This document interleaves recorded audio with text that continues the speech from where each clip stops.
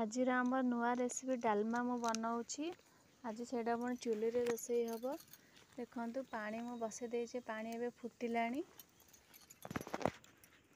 तापे मु नेइची मुग डाली, हरड़ डाली, सारू, कखारू, आलू, गाजर और टमाटो। एबे आमे पकई दवा हरड़ डाली,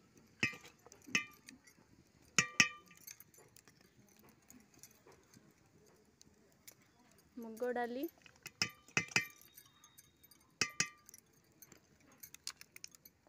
से टिके फुटी आसिले मुग डाली हरड़ डाली फुटी आसिले तापर ताको परिवा पकेइबा।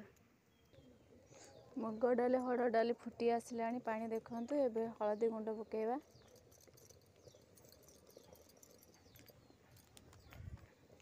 स्वाद अनुसार लूण, कटा होइथिबा पनीपरिया पकेइबा।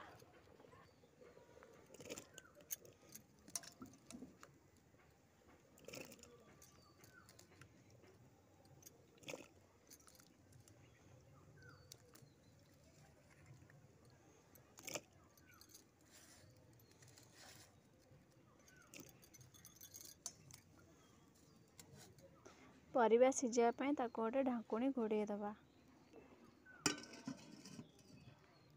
देखंतु आम परिवा और डाली टिके अधा सिझी आसिलानी। अदा छेचा अदा एठी रखिछि मु, एबे पकेइबी बास्ना पाई तो फ्लेवर टिके आसीबो। पकेइ देली, अदा पकेइली, टमाटो गोटा पकेइ दबा, ताको सिझा पई छाड़ी दबा। ताको सिझा पई गोटे ढाकुणी घोड़े दबा।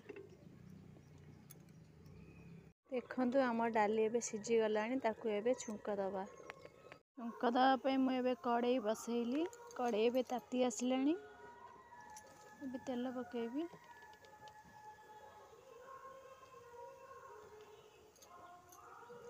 तेल एबे ताती आसिलानी। एबे कंचा लंका कटा पकेइली, सुखिया लंका पकेइली, ताको टिके भाजी दबा। एबे जीरा पकेइबा,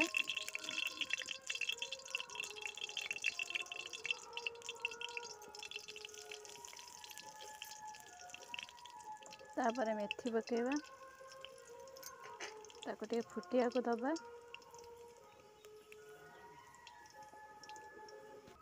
फुटण एबे फुटी आसिलानी। एबे टिके करी पाउडर पकेइ दबा। करी पाउडर पकेइ टिके ताको टिके मिक्स कर दबा। एबे फुटा आइथिबा डालमा सिझा आइथिबा डालमा पकेइ दबा। ताको एबे गोटे ढाकुणी घोड़े दबा। बास्ना न जिया पई गोटे ढाकुणी घोड़ा हो गला। एबे हमर छुंक दिया हो गला। तापर एबे जीरा आ लंका गुंड पकेइ दबा। तापर धनिया पत्र पकेइ दबा। देखंतु हमर डालमा बहुत बढ़िया से हो गला।